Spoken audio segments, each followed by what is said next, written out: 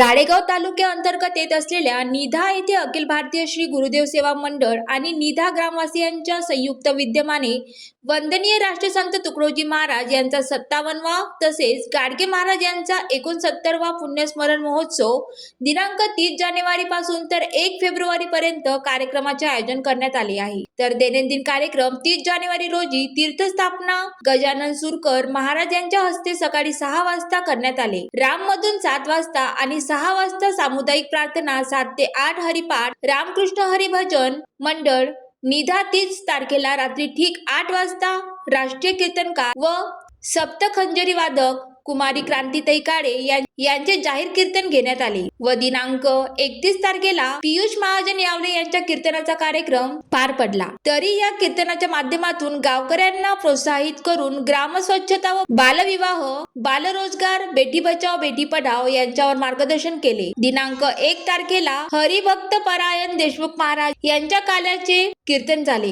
गावामध्ये दिंडी काढण्यात आली व महिलांनी आपापल्या घरासमोर रांगोळी काढून संत तुकडोजी महाराज यांचे फोटो ठेवून संपूर्ण गावाभोवती फेरी काढण्यात आली। आई आणि वडिलांची माया मुलासाठी काय असते हे स्पष्टीकरण करून कुमारी नमिता श्रीसागर हिने सर्वांचे मन जिंकले आहे। प्रमुख पाहुणे म्हणून उपस्थित बापू शेर अली, किशोर कडखार, सुरकर महाराज, गणेश फटिंग, गोपाल भटकर, खंगार महाराज, दाते महाराज, विलायतकर, अंबादास लालसरे, श्रीसागर, शंकर पिपरे, सीमाताई अष्टकर, आवारीताई, आभार प्रदर्शन डॉक्टर ज्ञानेश्वर मुंडे यांनी केले। समस्त निधा ग्रामवासियांच्या सहकार्यातून पुण्यतिथी सोहळा पार पडला। ज्वालादीप न्यूज साठी नरेश राऊत, यवतमाळ।